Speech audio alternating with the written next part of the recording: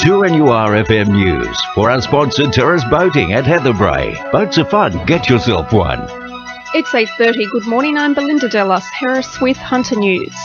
Investigations are underway following a fatal motorcycle crash in Muswellbrook last week. The rider collided with a curb on Wallamby Road before losing control and colliding heavily with a mailbox. He was taken to John Hunter Hospital with serious injuries but passed away yesterday. Meanwhile, police are also investigating a crash involving a semi-trailer at West Wallsend yesterday.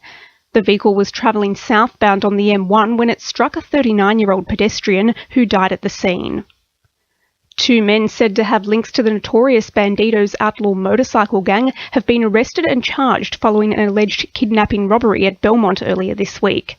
The men attended the home of a 22-year-old man where they allegedly assaulted him before driving him to Redhead Beach, robbing him of his wallet and fleeing the scene. Ainsley Blackstone from police headquarters says a number of illegal items were uncovered when searching the premises. Following his arrest, a search warrant was executed at a home on Berkeley Street at Spears Point where a shotgun, ammunition, cash and a number of other items were seized. Yesterday afternoon, police executed another search warrant at a home on Harrison Street at Belmont and found a shotgun, ammunition, drugs believed to be ecstasy and some other items. The Hunter Research Foundation will release its June quarter economic indicators this morning at a breakfast. Preliminary figures look as though there'll be good news for the region, with new statistics suggesting unemployment's decreasing and consumer confidence rising. Principal HRF economist Dr. Alan Bry says the community should take the good news with a grain of salt. We shouldn't get complacent or think that this is a sure thing. Even though the unemployment rate has fallen, it's still well above what we saw even before the mining boom really kicked off. Sort of early 2000s, around 1 in 16 people were unemployed compared to about 1 in 11 today. So there's still a fair bit of work that needs to be done. Claims mental health patients at Morisset Hospital are being shipped out of expert care and into community homes under the NDIS has sparked fears multiple lives are being put at risk. It's understood clinicians have serious concerns about the welfare of patients, staff and residents, with 24-hour support workers holding little to no mental health training. It follows reports some former long-term patients have received funding packages of up to $500,000 annually, community-managed organisations providing care under individualised plans. Draft recommendations for the Hunter's commercial fishing industry have been published by an independent review to ensure the security of the industry long term. The review is part of the state's Commercial Fisheries Business Adjustment Program and aims to provide more certainty to commercial fishers in the region, being encouraged to provide feedback.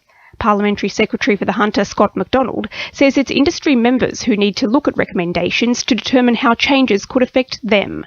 It means that people have to consider their future. They have to look at whether that resource will be accessible over the long term for all those licence holders. So people need to go in and look at that website, dpi.newsouthwales.gov.au, and just consider how they will fit into that future.